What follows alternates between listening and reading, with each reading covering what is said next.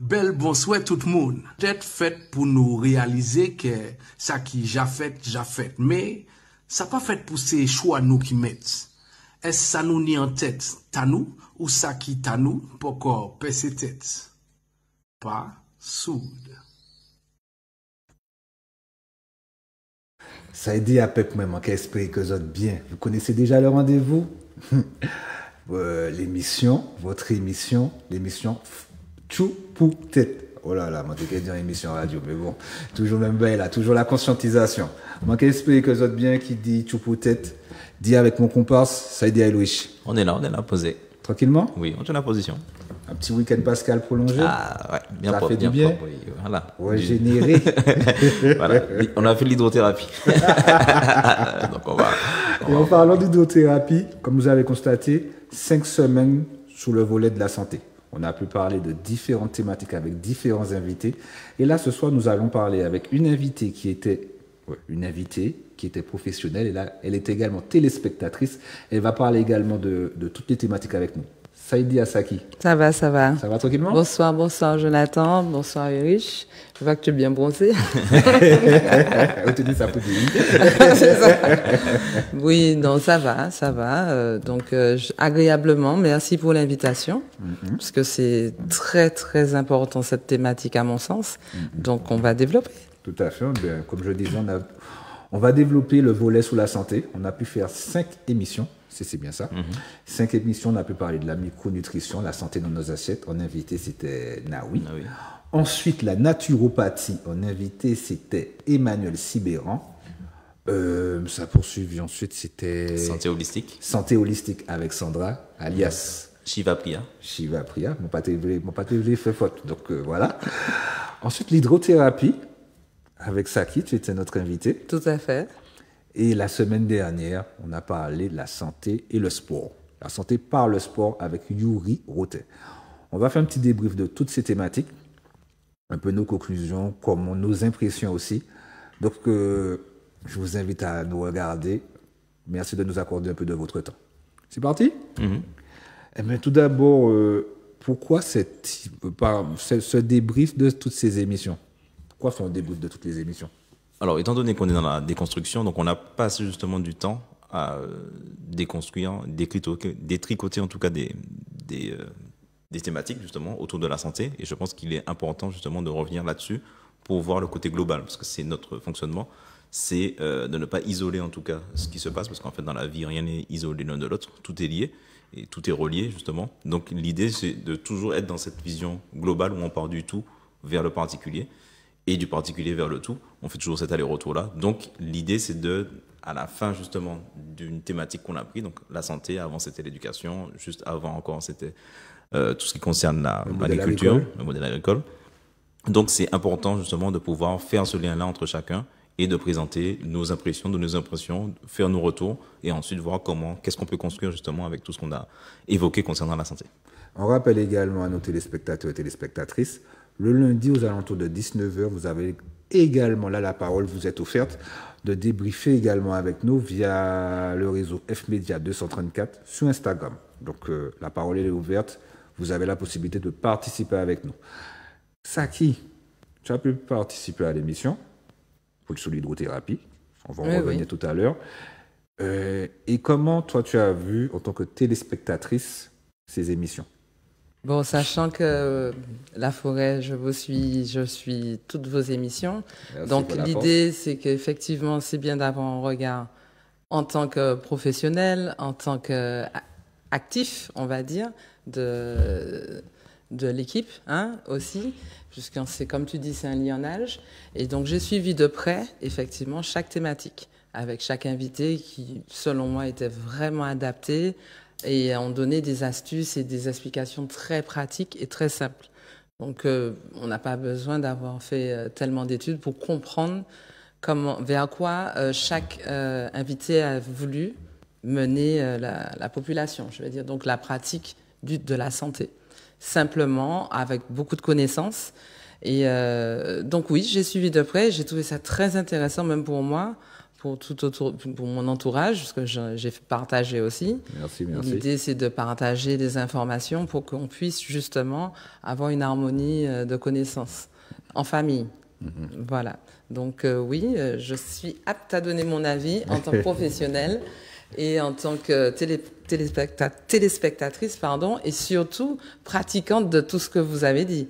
Parce qu'avec Yuri qui a donné des astuces, avec Emmanuel qui a parlé de la naturopathie, et Sandra aussi qui a parlé, Shiva Priya qui a parlé de l'aspect étirement, yoga, holistique. Je pense qu'avec ça seulement, j'ai pu pratiquer des petites choses intéressantes. Donc voilà. Ben, tant mieux alors. Bon, on va commencer. On va commencer avec la santé dans nos assiettes. Mon invité, c'était Naoui. Entre autres, la micronutrition. J'ai entendu des mots comme microbiose. J'ai entendu beaucoup de termes qu'elle a pu simplifier également.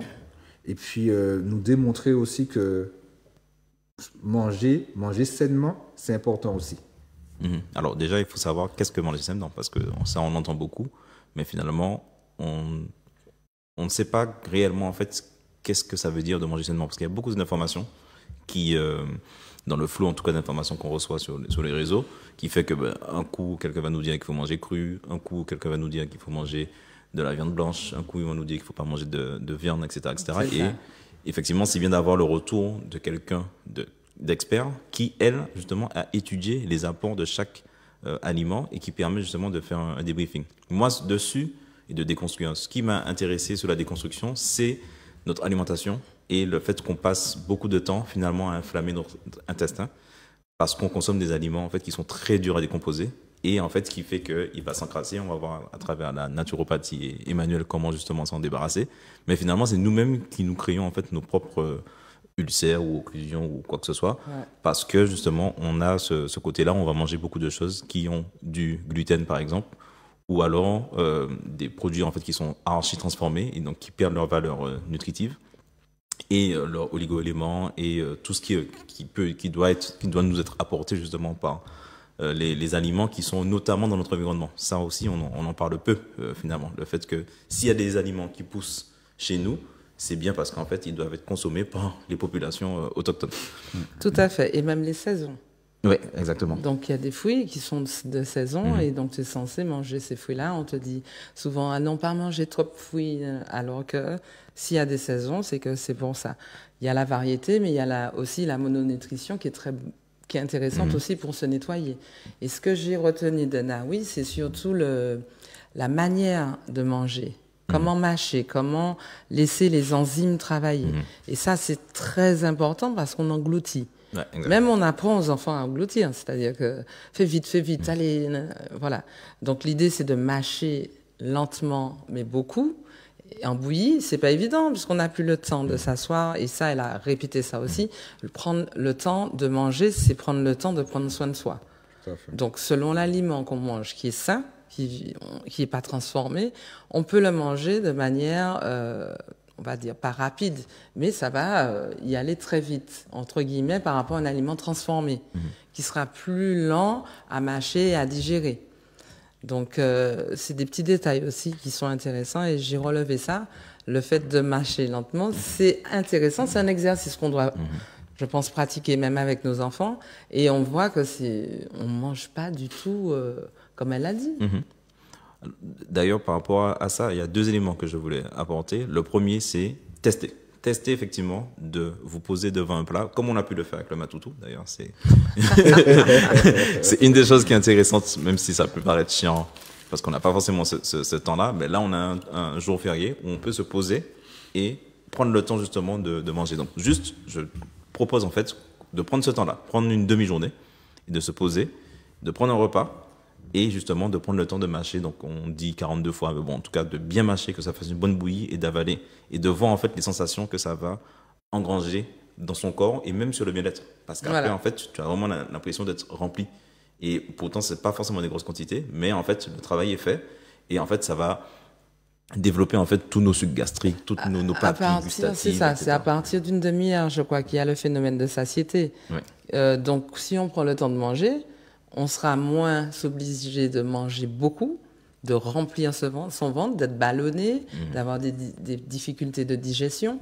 Donc tout ça, c'est lié. Plus on prend le temps, moins on mange. Plus on prend des aliments sains, mieux on digère. Donc en fait, c'est un phénomène naturel, mais qu'on oublie parce qu'on est tellement dans l'engrenage du fast-food. Donc finalement, on oublie prendre le temps, manger sain. Et quand on prend le temps, finalement, on est en pleine forme. On ne prend pas de gras. Voilà, donc c'est plutôt de l'énergie.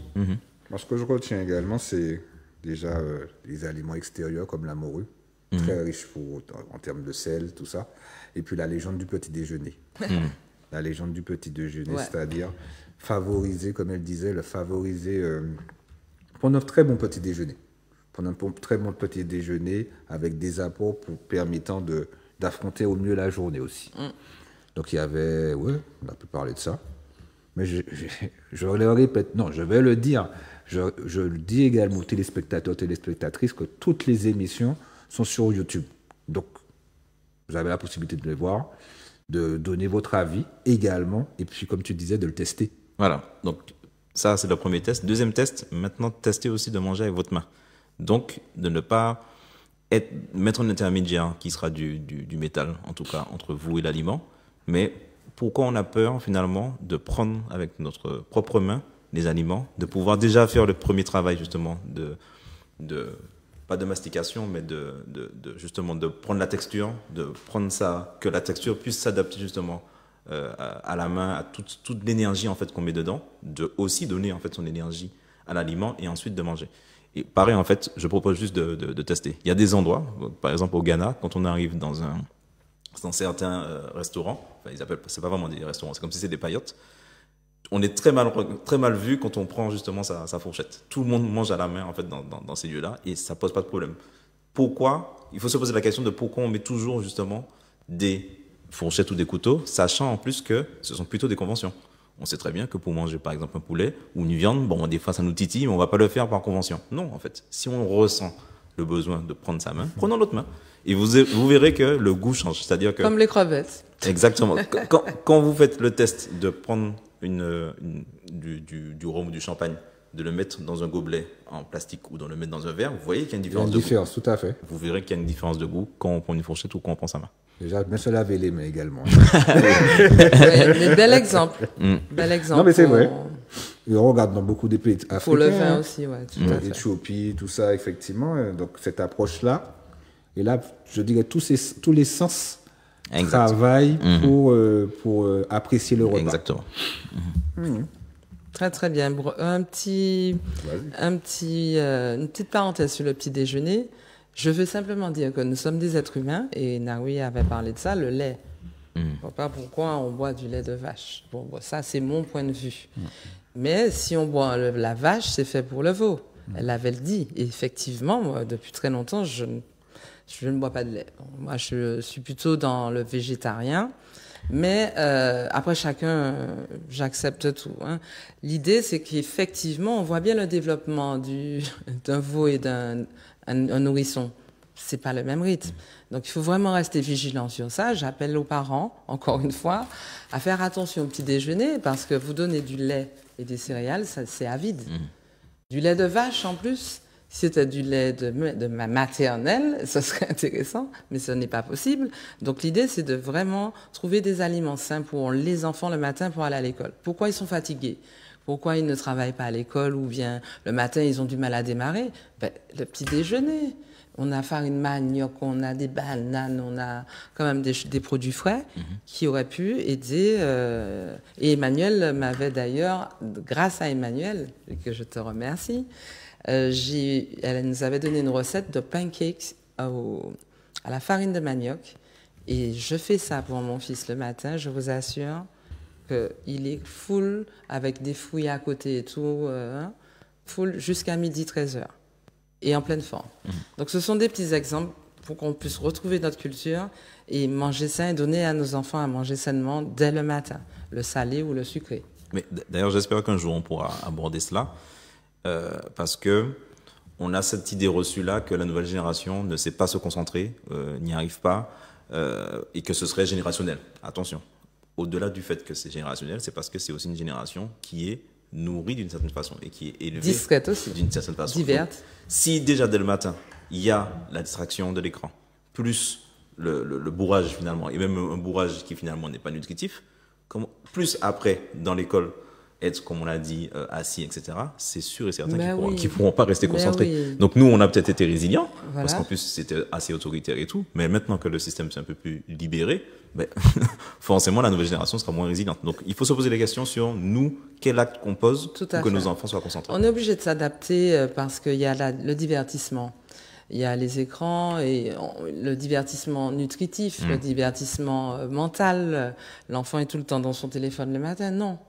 Pas du tout. On écoute de la musique, on discute, on se motive, on mange bien. Allez, c'est parti et on y va. Parce que c'est vrai que nos parents ne faisaient pas ça.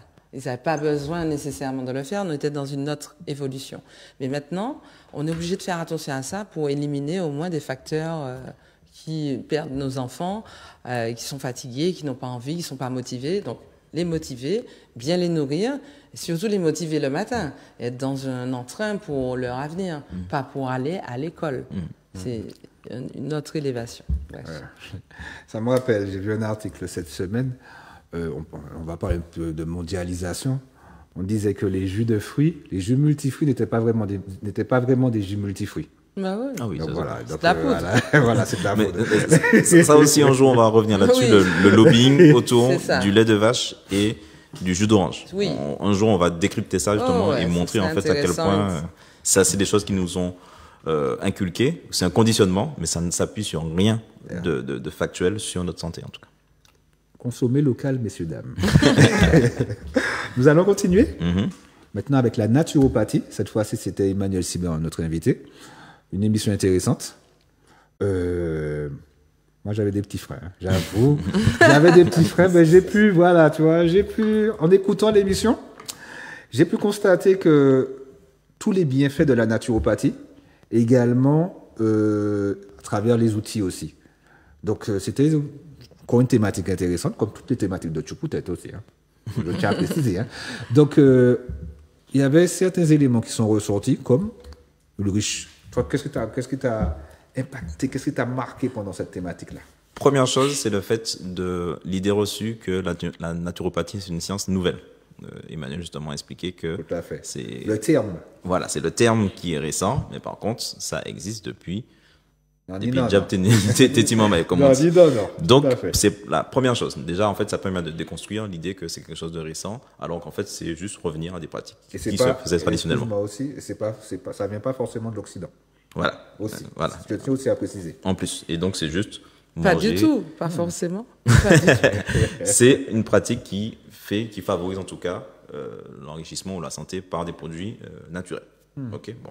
Ensuite, c'est l'idée de l'hérédité. Donc, c'est le fait que l'hérédité n'a pas un si grand poids qu'on veut lui donner. Donc, on pense effectivement que quelqu'un, en fait, si on a un terrain favorable au diabète, on aura forcément le diabète. Bon, spirituellement, il y a aussi des choses, on va le voir justement après avec l'holistique, qui fait que si on donne au cerveau l'information que tu auras le diabète, il y a de fortes chances qu'il va le provoquer finalement. Donc, déjà, le poids de l'hérédité est relatif et que tout va effectivement dépendre de la façon dont on se nourrit notamment.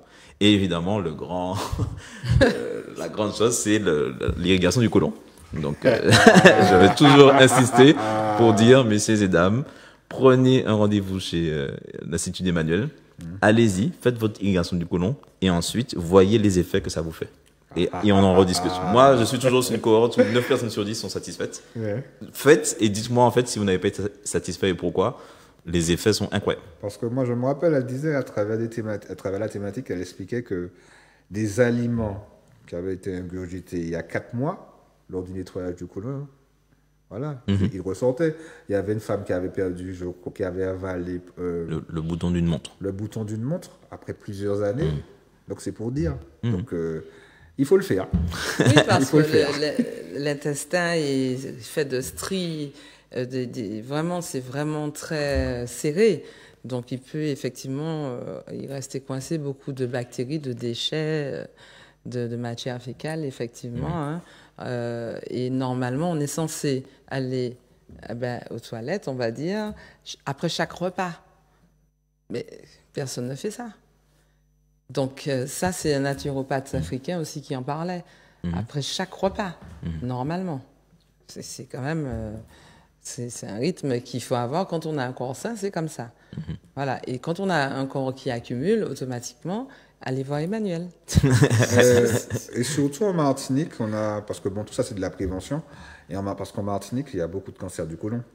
Mais voilà, par rapport à notre alimentation, on parlait d'hypertension, on parlait de salé, on parlait de gras, tout ça. Donc, j'en rigolais lors de la préparation. Oui, je me disais en tant qu'homme viril, voilà, etc. Mais en écoutant, et puis bon, c'est pour prévenir, mieux vaut prévenir que de guérir. Donc, autant éviter. Donc, effectivement, prenez des rendez-vous, n'ayez pas peur, surtout vous, messieurs, parce qu'on a déjà parlé de cet aspect de santé avec les hommes. On va toujours relayer, etc., etc. Et il faut prendre soin de nous. Mais juste pour dire que, comme tu disais, c'est une science ancestrale et africaine aussi, donc, pour dire qui viennent de nos pays ancestraux, et ils faisaient leur irrigation tout seuls. Okay, jusqu'à maintenant, ils le font. Donc, effectivement, c'est quelque chose qui est une pratique régulière, comme la purge, en fait. Donc, en haut ou en bas. Elle m'a expliqué, c'est une toute petite canne. Elle m'a expliqué, elle m'a préparé, elle m'a dit c'est une toute petite canne, ne t'inquiète pas. Et surtout, parce que il faut bien le préciser, ne pas aller quand on est malade. Ne pas aller quand il est trop tard. On peut déjà en fait se dire, tiens, j'ai envie de savoir. Parce qu'elle fait aussi un bilan. Donc c'est important en fait déjà de faire le bilan et de voir quelles sont nos mauvaises habitudes, quelles sont nos habitudes qui sont bonnes, quelles sont les habitudes qui sont adaptées à notre organisme, métabolisme. Ça, c'est très important. Moi, je dis toujours, si vous allez voir un coach en nutrition, un nutritionniste, un médecin, quoi que ce soit, qui ne commence pas par faire un bilan, c'est mystique. Parce que il faut déjà connaître le métabolisme du corps pour savoir justement qu'est-ce qui lui sera adapté. Donc, il ne faut pas attendre en tout cas de se dire « Ah, j'ai une douleur à ce moment-là, je vais aller voir Emmanuel ». Non, c'est plutôt de se dire « Ok, là j'ai du temps, je vais mettre à profit ce temps-là pour aller faire un bilan ». Et ensuite, voir justement les choses qui pourront me contribuer en tout cas à ma santé. Par contre, j'appelle à tous les hommes qui mangent beaucoup de viande et qui boivent beaucoup de rhum, parce que je constate qu'il y a... Moi, je suis professionnelle, donc je masse aussi. Donc, je suis massothérapeute, donc je sais que les hommes ont ce souci au niveau du ventre. Et il est vrai que la femme va peut-être plus se surveiller sur des salades, des petites soupes et tout. L'homme, un peu moins. Il va manger plutôt lourd et gras le soir. Donc, allez effectivement vous faire une irrigation du côlon au moins une fois par année. Vous verrez que le ventre va diminuer parce que c'est une réalité, c'est rapproché aux soucis pathologiques de la prostate. Donc, faut faire attention à tout ça aussi. Tout à l'heure, là, tu parlais de nourriture. Elle effectue également les ateliers. C'est ça, tout à fait. J'ai participé à un de ces ateliers. C'est bien pour ça que j'ai eu la recette en question, qui me permettait parce que ma question, c'était comment bien nourrir mon fils le matin, au petit déjeuner. Et elle nous a donné des astuces intéressantes. Et effectivement, elle fait des ateliers régulièrement. Donc, en fonction de la thématique, j'y vais. En termes de cours, ayant participé à l'atelier, par rapport à l'achat des ingrédients, ça va ou bien... Non, en fait, elle s'occupe pratiquement, c'est une participation, et comme c'est elle qui oriente ses recettes... Non, je parle en termes de recettes que tu as pu effectuer après. Ah, de recettes comment voilà. Ah ben, écoute, jusqu'à maintenant, ça fait quand même 1 an que j'ai participé à son atelier, et jusqu'à maintenant, j'utilise ses recettes pratiquement... tous les jours, surtout, non pas tous les jours, mais 2-3 fois par semaine, parce que j'essaie de varier. Mais pour moi, elle m'a donné des astuces qui me permettent de cuisiner vite, sain et rapide. Mais c'est pas forcément si cher. Non, pas du tout, puisque les aliments, comme je te dis, farine de manioc, banane, du lait de coco, des choses naturelles, en fonction de tes courses, ça revient au même, le budget. Quand je vois que les gens achètent des choses inutiles, transformées pour des tarifs, il faut mieux acheter des choses saines, régulièrement, et qui te permettent d'être en bonne santé. Et bon, moi, le coût pour moi de l'alimentation, c'est un état d'esprit. C'est pour ça que je suis dans ce contexte du bien-être, parce que tout ce qui concerne l'équilibre, le bien-être, la santé physique, mentale et holistique, on va dire, est important pour moi pour être aligné et avancer. Donc, c'est un état d'esprit. cette histoire de cher, pas cher, parce que les gens, ils vont dans des soirées, ils font des voyages, ils vont à la Mercury, ils font des trucs. Tout le monde peut économiser pour son alimentation de Tout à manière fait. saine. On continue. Mhm. On va passer à la santé holistique avec Sandra, alias. Shiva Shiva Priya. Donc, on a pu parler de yoga, de Reiki, de yoga, mais c'est une grande panel parce qu'il y a énormément de choses à parler sur le yoga. On a parlé de Reiki, on a parlé De médecine de chinoise, médecine chinoise aussi. de l'Ayurveda, Mon match est tout Donc- belle, là. Ah oui, oui, il est obligé de matcher. de l'accompagnement à l'accouchement, et elle a évoqué rapidement les réflexes archaïques aussi. En tout cas, ce qui était intéressant, c'est de voir tout le panel, c'est-à-dire qu'elle est rentrée par un prisme qui est celui du yoga, et en fait, en passant par le yoga, elle a traversé en fait un nombre en tout cas conséquent de pratiques qui là aussi ont fait leur preuve de par leur ancienneté. Et il me semble que jusqu'à aujourd'hui, il y a toujours, les peuples qui vivent le plus longtemps en bonne santé, ce sont toujours en tout cas les pays asiatiques, de l'Asie du Sud-Est, donc Japon, Inde, Chine. Donc ça veut dire qu'ils ont fait leur preuve. Et d'ailleurs, si ça c'est aussi répandu dans le monde entier, c'est pas pour rien. Et donc c'est intéressant de voir que... Juste pour te dire qu'en Oui, Afrique, il y a du yoga aussi. Hein. oui, ah oui. Et normalement, ça vient d'Afrique, mais bon, c'est pratiqué, ça a été vulgarisé en Inde. Et l'idée, c'est que Sandra aussi, elle l'a fait, comme tu disais, pour se soigner. C'est ce que j'ai retenu. Voilà. Alors ça, c'est le déclic qui m'a impressionné parce qu'effectivement, c'était pour elle et elle a pu Et ensuite transmettre. proposer, et développer, et être passionnée là-dedans.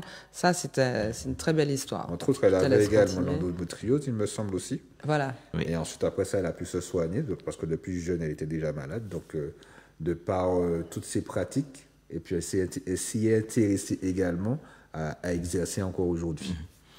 Et tu as bien fait justement de me reprendre là-dessus parce que, bon, effectivement, il y a ceux qu'on dit qui vivent le plus longtemps, mais c'est très sous-estimé sur le continent puisqu'il n'y a pas les mêmes recensements qui sont Tout faits. à Parce que fait. on a vu effectivement des personnes qui vivent très longtemps Tout à fait. en bonne santé aussi de ce côté-là. Donc c'est bien effectivement de l'avoir rectifié. Et donc voilà, c'est ce côté-là. Et ce côté-là, on va passer par plein de vecteurs qui ont tous des techniques différentes, mais qui se complètent.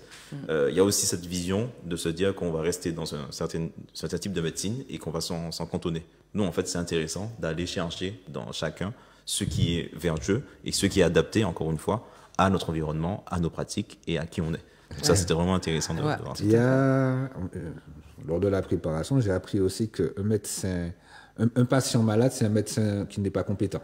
C'est-à-dire que chaque mois, que les patients vont voir les médecins pour, pas forcément que tous sont malades, toujours en prévention. Donc c'est vraiment, comme on disait, à travers, que ce soit l'hydrothérapie, que ce soit le massage, que ce soit la naturopathie, c'est toujours en prévention.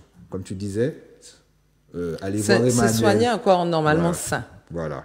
Pas Allez voir- malsain. Voilà. Exactement. C'est ça. Donc c'est vrai qu'on parle de prévention, mais c'est souvent pour prévenir, anticiper contre la maladie, la pathologie. Donc effectivement, si tu es déjà malade, c'est que c'est déjà développé et là, c'est plus de notre Trop tard. ressort. Pas trop tard, mais bon. Non, c'est plus de notre ressort. On va basculer plutôt du côté médical ou hospitalisation. Tout à fait. Messieurs, dames, on se retrouve juste après la publicité. À tout à l'heure. Ah, Nio,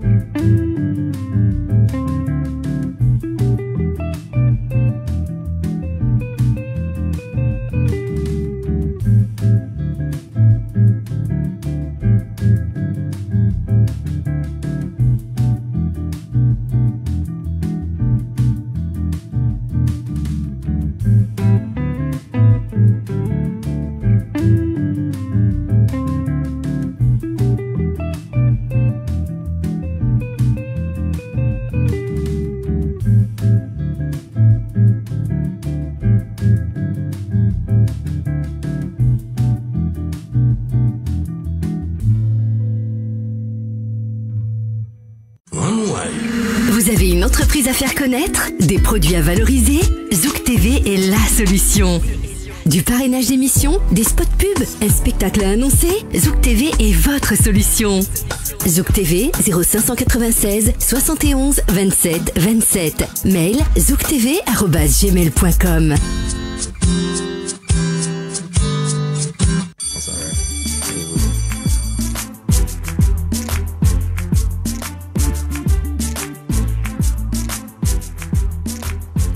Et reparti. Votre émission, Tchou pour tête. Donc, c'est le débrief de la santé. On discutait, on parlait, on débriefait sur la santé holistique avec Shiva Priya. J'ai bien dit? Ouais, c'est parfait. Voilà. On parlait de tous ces bienfaits, les bienfaits qui lui ont apporté également. Et puis également, à travers, on parlait au niveau de la médecine chinoise, la médecine indienne, la médecine africaine aussi, tu as bien fait de le préciser, à travers également tout ce qui est yoga, relaxation, et puis je dirais bien-être de son temple. Voilà. On était où? On parlait de quoi et ça touche tout le monde. Hein. Il faut rappeler aussi que ça touche tout le monde. Il faut aussi inclure les enfants dans ces principes-là. J'avais eu une fois une discussion sur savoir est-ce que c'était pertinent de faire du yoga avec un enfant. Ben si, parce que justement, ça lui permet justement de prendre possession de son corps, de ses postures, de sa respiration. De ses émotions. De ses émotions. C'est un être être humain. C'est ce qui travaille le plus quand on est enfant. Ce sont les émotions qui sont très chamboulées en fonction de l'environnement, de la personne, des parents. Donc, il est intéressant que l'enfant fasse de la respiration, donc sous forme de méditation éducative, et le yoga, très intéressant pour eux, parce que ça permet aussi d'avoir une maîtrise du corps. Parce que les enfants, au début, ils tombent et tout. Avec le yoga, ça peut être... Tu es ancré, en fait. Donc, ça aide un petit peu à maîtriser le corps. La méditation, tranquillement. En plus, elle parle également au niveau des gestes aussi. Voilà. Les gestes qui sont très importants aussi.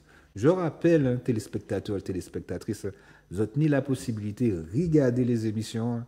Tout est sur Internet, YouTube, Facebook. Vous avez la possibilité. Mais simplement, messieurs, dames, juste avec le soleil le matin et la lune aussi en pleine lune, on peut effectivement prendre de l'énergie simplement au soleil le matin, parce que c'est de la vitamine D, hein, c'est scientifique, ce n'est pas magique. C'est holistique. Oui,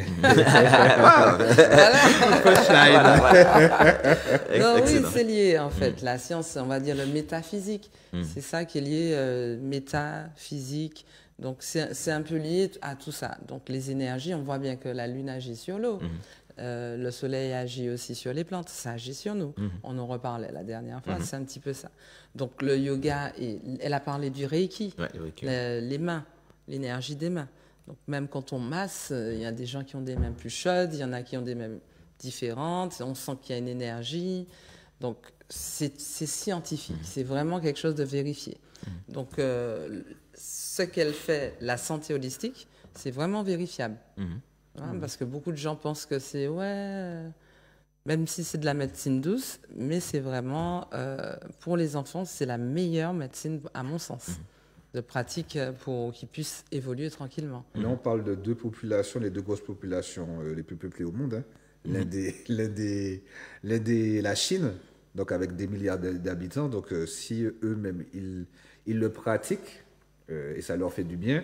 On parle également de l'Afrique, même si il y a pourtant de ressourcement, comme on disait aussi en off, par rapport à ces pratiques, par rapport à la population du moins. Donc, je pense que si des milliards de monde qui ont fait au quotidien, c'est pas si mauvais que ça.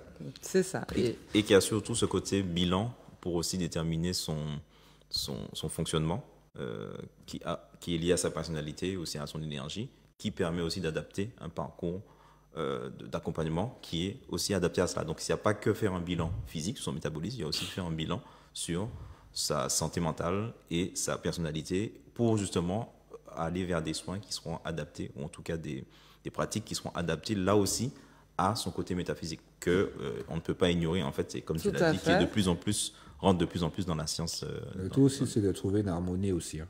Trouver cette harmonie-là, au niveau du corps et puis au niveau de nos alimentations. Mais c'est en lien, ça rejoint la spiritualité. Exact. Voilà, pour ne pas le nommer, puisque souvent on reste dans des termes pour ne pas choquer, mais ça aussi c'est vérifiable. Plus on est spirituel, plus on va philosopher un petit peu, et en même temps on va équilibrer les croyances vis-à-vis positives, on va dire, hein, puisque la spiritualité c'est pour l'élévation. Donc on va vers l'élévation positive, donc la santé positive, holistique. Belle parole. Oui. On continue avec la santé holistique ou bien on passe à l'hydrothérapie. Il y avait une invitée spéciale. Ah oui, à cette thématique-là. Tu l'as vu? Je l'ai vu à la télé. C'était toi notre invité. Donc, tes impressions lors de la thématique. L'hydrothérapie, on a pu parler pas mal de choses. Hein. Tu as pu nous expliquer et puis nous démontrer également les bienfaits par rapport déjà à notre île. On est entouré d'eau, hein. Et on dit dans Martinique, il y a de l'eau également. Que ce soit eau de rivière, les eaux du Nord. Tu parlais également des eaux du Nord avec, qui sont très... Mais bon, je vais les expliquer. Avant que je commence à... Non, mais on va juste globaliser dans le sens, tout le monde était pratiquement à la plage, hein, je pense, pendant les vacances. Donc, vous avez constaté comment ça fait du bien d'être au soleil, dans l'eau, plonger, nager. Bon, j'ai pas besoin de développer, puisqu'effectivement, si vous avez ressenti ça dans le corps, c'est que c'est un bienfait irrévocable. Déjà avec l'eau de mer. Et en constatant qu'on a autant de richesses, puisqu'avec toutes les connaissances que tu nous as apportées là-dessus, d'ailleurs, en passant là-haut, j'ai vu eau jaillissante à Redoute, effectivement. Donc, j'irai voir. Mais oui, l'eau, en fait, on boit, on se nettoie et on se soigne avec l'eau. Il y a même de la mémoire dans l'eau. Voilà. Donc, pour résumer, en gros, aussi. Voilà, quand on boit, on peut boire en conscience. Serait-ce que ça, activer, polariser l'eau.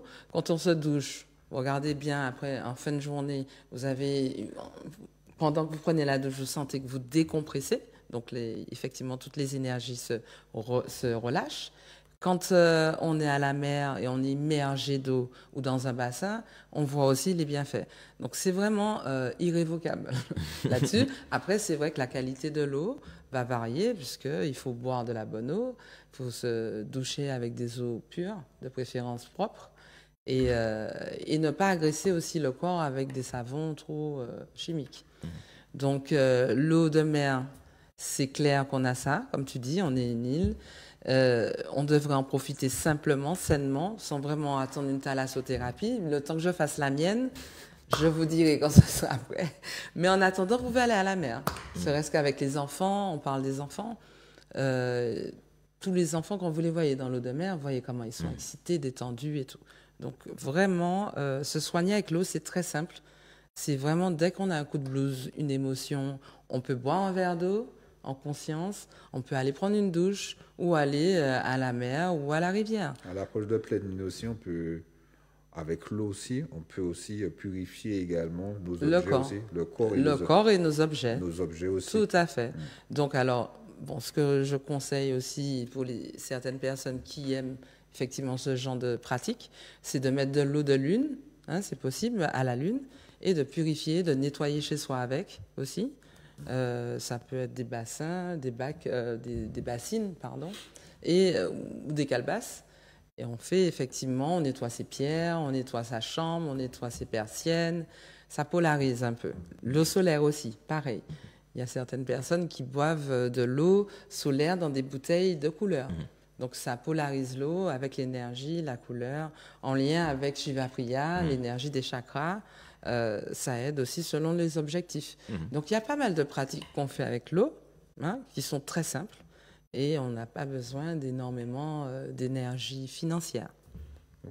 Il y a aussi notre bain des marées aussi. Hein. C'est ça. Voilà, notre bain des marées qu'on peut faire chaque mois, hein, parce que les gens ils attendent le début de l'année, mais on accumule beaucoup d'énergie au cours du mois, où chaque semaine, chacun voit son énergie physique et spirituelle dont on parlait, et qui peut effectivement se purifier régulièrement.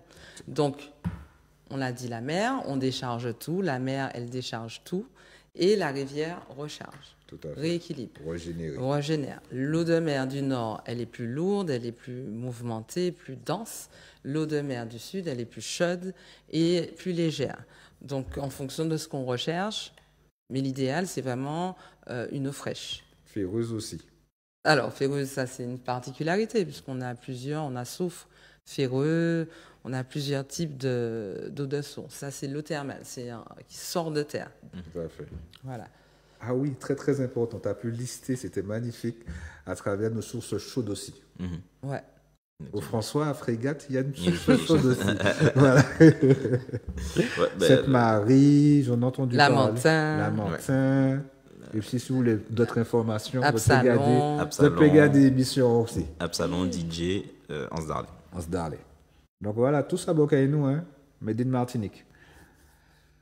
Tu voulais rajouter? Non, de toute façon, en tout cas, l'idée, c'est de bien comprendre que, en tout cas, quand je vivais sur le continent. À Mout aussi. À Mout, oui, effectivement. Très important aussi à Mout, hein, parce que tu disais, excuse-moi de t'interrompre, tu expliquais aussi qu'il y avait des militaires à l'époque qui allaient aussi à Mout par rapport aux sources chaudes. Pour se aussi. soigner pendant la. C'est là où j'ai dit je suis passée au jaillissant. C'est écrit Au au jaillissant. jaillissant. Voilà. Effectivement. Donc, quand je vivais sur les différents continents, en fait, les deux continents sur lesquels j'ai vécu, donc Europe et Afrique, c'est une des choses qui manquait. Le contact, justement, avec l'eau. Et le fait que, en fait, quand on est au pays, justement, pour moi, en tout cas, on ne profite pas assez de cela. C'est-à-dire que, comme tu dis, on a un coup de bémol où il fait trop chaud. On n'a vraiment pas ce réflexe-là de se dire, en fait, je vais à la rivière ou je vais à la mer pour passer un bon moment. Et c'est ce qui fait que, justement, à côté, d'autres populations qui s'en rendent compte, mais eux, en fait, ils y vont, ils rentrent, effectivement, et... Ils habitent carrément. Ils sont près de l'eau, ils sont tout le temps en fait, avec l'eau. Et c'est quelque chose, c'est une richesse, concrètement, qu'on a et qu'il faut vraiment qu'on se réapproprie. Pour résumer, l'eau c'est la vie. Hein. Voilà. On ne va pas en refaire un film. L'eau c'est la vie et tout naît dans l'eau. Donc si on retient ça, on est censé avoir de l'eau autour de nous de manière à fonctionner au quotidien avec l'eau. Voilà. Et il y a une chanson qui le résume bien, c'est Tebouaglo de... Enfin, c'est la chanson en tout cas qu'utilise la Sopamar quand ils font leur vidéo ou quoi, c'est quasiment leur hymne. Donc voilà, on a même... Tu vois, c'est ça. Sacraliser ça justement dans nos chants et dans nos traditions. Donc ça, c'est bien que ça a son importance. Mettez de l'eau dans vos vies. Voilà.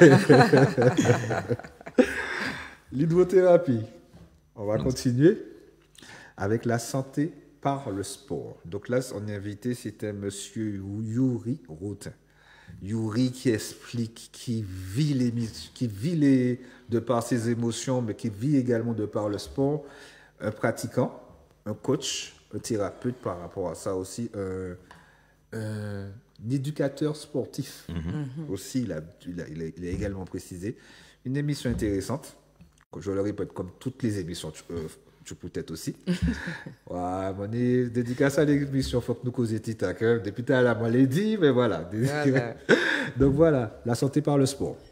Mais j'ai bien aimé également ton introduction. Je tenais aussi à te le dire. Déjà, effectivement, de bien séparer le sport et de bien comprendre que c'est quelque chose de récent dans l'histoire et que c'est lié au développement de nos sociétés industrielles et urbanisées. Maintenant, comme Yuri l'a dit justement dans son introduction, il faut bien faire la distinction entre l'activité physique et le sport. Donc le sport qui est codifié, qui est régi par les fédérations, ou comme il l'a dit, tu peux le jouer en Guinée, tu peux jouer en Martinique, le football, tu auras les mêmes règles. Et l'importance de l'activité physique, et l'activité physique, comme il disait aussi, volontaire. Donc on peut faire de l'activité physique sans rentrer dans des pratiques sportives pointues.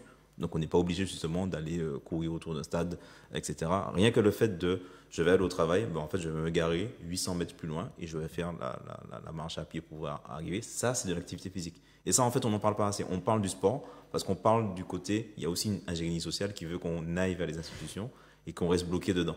En fait, tout simplement en faisant des activités physiques. Donc, ne serait-ce aller planter, c'est une activité physique. Aller faire une randonnée, c'est une activité physique. Toutes ces choses-là, en fait, qu'on voit, que pour nous sont assez simples, ce sont des activités physiques. Et en plus, ne vont pas solliciter les mêmes filières que faire du crossfit ou faire des choses qui sont plutôt agressives, en tout cas pour le corps. Et ça, c'est important, en fait, de bien comprendre que la santé peut passer par là et par l'activité physique et pas forcément par un sport rigide, cadré par des institutions. Saki ? Oui, moi je suis totalement d'accord et ce que j'ai retenu d'ailleurs, je le rejoins parfaitement Yuri, sur le fait que le sport, l'activité physique et le sport c'est totalement différent et l'activité physique, c'est le quotidien. Et ça, j'ai apprécié parce qu'effectivement, j'en avais à peu près parlé. Et l'idée, c'est que même quand on brosse ses dents, comme je vous ai expliqué, on peut être en gainage. Quand on fait la vaisselle, quand on se coiffe. Il y a différentes manières de travailler le corps naturellement, sans l'agresser et de manière quotidienne. Donc ça, c'est intéressant. Il a relevé ça. Et j'ai vraiment apprécié le fait qu'il travaille en eau, en mer, avec des personnes de certain âge, qu'il les motive. Et donc, il fait un sport, on va dire, mental, physique, holistique aussi à sa manière, parce que Yuri, il a l'air très spirituel. Il est très spirituel. Il est très spirituel. Et donc, il globalise, en fait, son activité à travers ce qu'on va dire sport, mais c'est vraiment de l'activité, du dynamisme physique. Et donc, de la culture aussi. Et je disais bien la dernière fois que les grands sportifs, ils sont en 1000 pièces, ils sont en 1000 morceaux, ils ne vivent pas longtemps. Donc les sportifs professionnels, ce ne sont pas des gens à tenir comme exemple. Excusez-moi, chacun voit midi à sa porte, mais le sportif professionnel n'est pas fait pour monsieur tout le monde. Donc voilà, il y a des enfants qui partent dans des écoles et qui suivent à fond, d'accord. Mais au quotidien, on est censé faire des étirements, respirer, se gainer, maintenir son corps convenablement pour être en pleine santé. Et c'est des petits détails qui font l'activité, le dynamisme, aller à la mer, faire des mouvements aussi. Tout ça, c'est de l'activité. Quand je vous dis fitness belay, pensez à Yuri, parce qu'effectivement, il mélange cette culture, notre culture, et le sport. C'est ça. À travers ses gestes, parce qu'il a pu... Ça, de par s'exercer de par il parlait de patients qui avaient eu des cancers du sein, de par certains mouvements pour pouvoir travailler, et au fur et à mesure les gens arrivaient à progresser. C'est ça. Donc allier le sport, la culture, et puis ce que j'ai pu constater également lors de cette thématique, tous les corps de métier de la santé sont également regroupés, que ce soit l'aspect mental, que ce soit également le dépassement de soi également, comme il disait, de par l'endurance aussi, la respiration. Voilà. Et puis travailler avec la force de son corps. Ça, j'ai apprécié quand il travaille les mouvements, c'est avec le déplacement, la force de son corps, la souplesse de son corps. Il ne va pas rajouter des poids pour quelqu'un qui est déjà, par exemple, un senior. Mais il va l'aider à travailler avec la force de son corps. La souplesse et tout. Et ça aussi, c'est une force mentale, mais très originale parce que, bon, c'est la meilleure manière de faire du sport. C'est avec son poids. C'est pas avec des poids supplémentaires. Voilà. Et la culture, donc c'est important. Déjà, même le fait de séparer l'activité physique de la culture, c'est déjà problématique. Parce qu'en fait, c'est culturel. Ce sont des pratiques culturelles, en fait, concrètement. Donc déjà, en fait, on fait ce distinguo-là, alors qu'il ne devrait pas. Et moi, je fais toujours ce truc-là, que ceux qui vont faire, par exemple, du sport en salle, qu'ils avaient fait en la sautait. Juste ça. C'est hallucinant de voir, justement, des boucs qui vont arriver, que tu vas voir bonnement, mal, bon marcher, etc. Et quand ils vont commencer avec le rythme à travailler la terre au rythme et qu'on voit justement que, bon, moi j'ai déjà fait, donc on est là. Allez, après 15 minutes, ça commence à être dur, mais on continue. 30 minutes, ouh là là. Et de voir que, pendant que moi je suis là, que je vais aller boire, etc., les gars, hop, pendant 1 heure, 2 heures, 3 heures, des fois même sans prendre de pause, ils vont travailler la terre comme ça parce que justement c'est rentré c'est culturel en fait, c'est dans leur pratique quotidienne, ils font de l'activité physique et ils sont archi résistants, archi endurants, archi résilients, tout ce que vous voulez, et sans en fait forcément aller faire des choses qui sont artificielles. C'est en faisant en fait une pratique qui sera en plus utile à la société. Donc ça, c'est pour moi en fait c'est le summum. Mais comme tu dis, c'est culturel. Culture, Martinique, on va dire Afrique.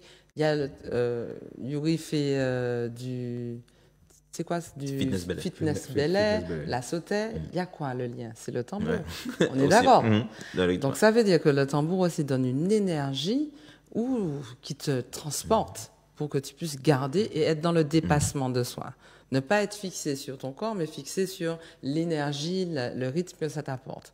Donc pour résumer tout ça, c'est pour te dire que quand on a un rythme, on arrive plus facilement à se dépasser que quand on reste là, 2, Exact. 3. Alors, on s'encourage avec un rythme, une énergie, quelque chose de culturel, effectivement, qui te permet de te dépasser. Et ça, c'est intéressant à ce sujet-là. Tout ça, Boca et nous encore. Ah, c'est intéressant tout ça. Effectivement, la sauter, ouais, effectivement. Ah oui. Quand je vois des hommes et puis je vois hommes et femmes, hein, je vois des gens, des gestes qui se répètent. C'est hallucinant. Et au rythme. Au Et au rythme. rythme. Ah ouais, oui. Donc, c'est toutes ces impressionnant. pratiques-là, la scène, la sauter, il faut voir justement ce que ça sollicite dans nos filières musculaires.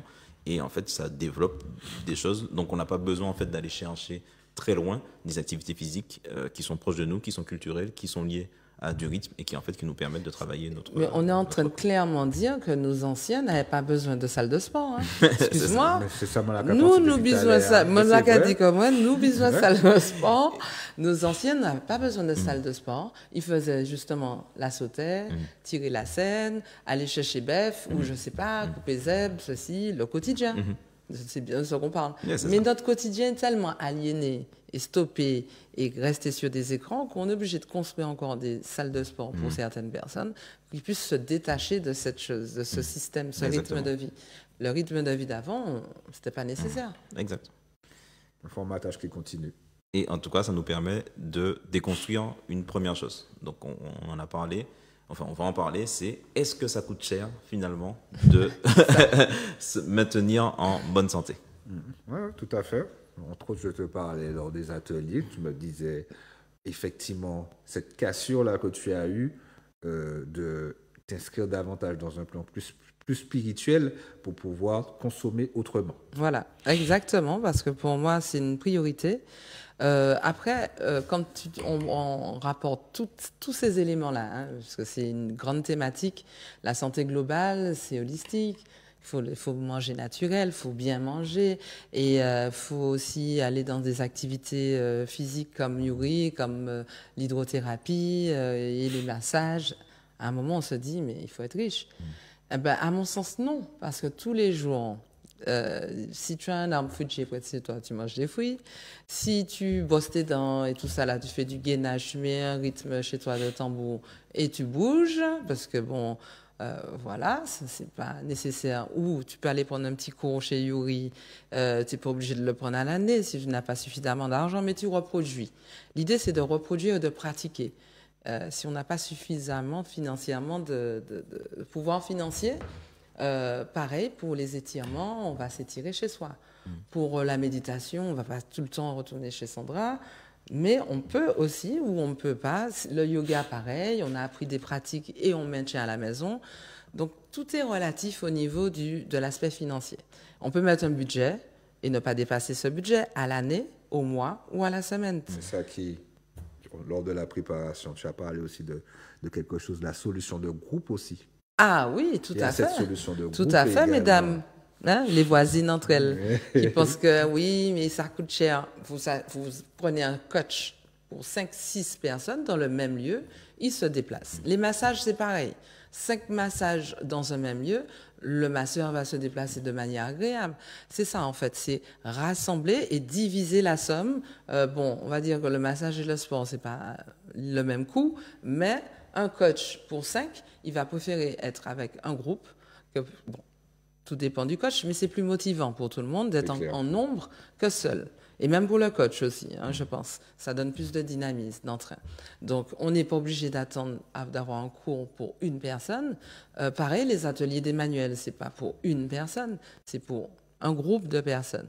Donc, C'est effectivement... pas chaque mois non plus. Non plus. Et Voilà. puis, comme je t'explique, c'est un état d'esprit, donc il faut savoir être dans la prévention, s'organiser, budgéter sa santé.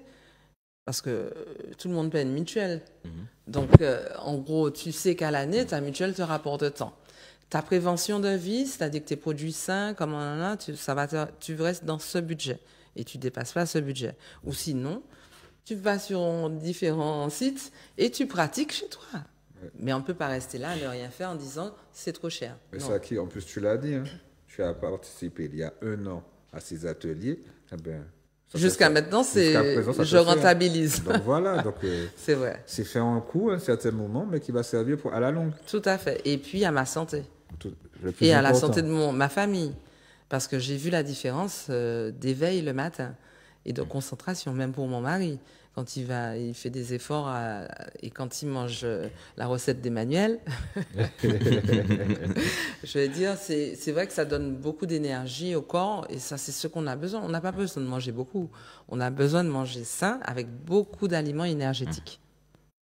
Donc, en conclusion, ce que j'ai envie de dire, c'est ça nous permet de construire un nouveau paradigme sur la santé. C'est-à-dire que on va sortir de ce paradigme où on va et on consulte et qu'on va rester sous l'emprise de nos professionnels de la santé qui va nous donner au compte-gouttes, en tout cas, des solutions pour qu'on puisse se soigner. D'accord ? Et c'est de passer de ce paradigme-là autour de la maladie où on va passer de ça, du curatif, au préventif. Et au fait que le professionnel de santé, si vous avez un professionnel de santé ou un coach spirituel ou un coach sportif qui vous maintient sous son giron parce qu'il a besoin d'argent, c'est problématique. C'est qu'il y a un problème. C'est qu'il y a un problème, clairement. C'est lui qui a besoin de coach. Voilà. Il est censé, un professionnel de santé, en tout cas à mon sens, dans ce nouveau paradigme-là, est censé nous donner des outils qu'on s'approprie et qui nous permettent en fait de s'émanciper de l'emprise de quelqu'un. D'accord ? Quelles que soient ses compétences. Le but, c'est de pouvoir s'en émanciper et de pouvoir trouver ses propres clés en fonction de ses connaissances justement qu'on va accumuler et qu'on va aller solliciter en allant voir certains professionnels. Et c'est surtout pas de rester sous l'emprise de quelqu'un parce qu'il a du savoir. Ça, c'est problématique.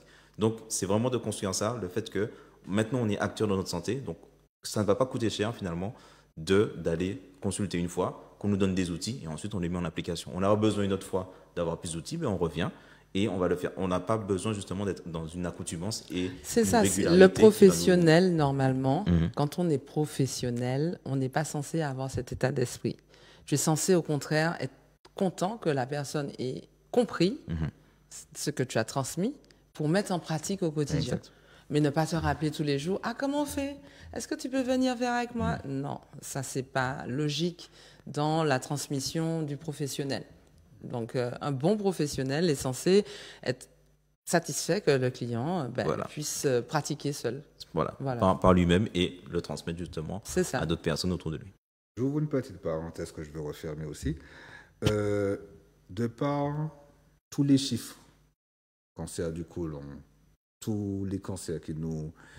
le chlordécone, etc. Je pense que aussi qu'au niveau de nos politiques, même si on doit faire les choses de par nous-mêmes, si les politiques, surtout les dirigeants, ils proposent, c'est dommage, hein, si on proposait des bons santé par rapport à bien manger, des bons santé pour aller, par exemple, voir des masseurs du genre de chez nous pour l'hydrothérapie, faire des pratiques sportives, tout ça pour le bien-être, parce que il faut regarder aussi que maintenant, on constate que nous sommes d'abord nos priorités en termes d'humains. Et que si les politiques également s'y donnaient pour donner la possibilité à tout le monde, ce serait toujours bénéfique pour tout le monde. Hein. Nous, en tant que Martiniquais, et puis en tant qu'humain, j'ai envie de dire. Alors, moi, je ne suis pas du tout d'accord, parce que pour moi, la santé vient de soi. Tu as envie que ton enfant, ta famille, autour de toi, tout le monde soit en bonne santé. Tu ne vas pas attendre un politique pour qu'il puisse... Je sais, mais en fait, on est censé développer la conscientisation par nous-mêmes. C'est ça. Et pour moi, c'est ça. C'est tout ce qui est politique, c'est d'abord le peuple qui pousse la pression vers la politique. Le peuple fait la politique. Donc, si le peuple manifeste un truc, le politicien doit suivre. Mais comme le peuple ne manifeste rien, le politicien, il fait ce qu'il veut. C'est tout. Il fait ce qu'il veut pour lui, sa famille, ses avantages et ses besoins. Et c'est ce qu'on a. On a un problème de conscientisation par rapport à ça.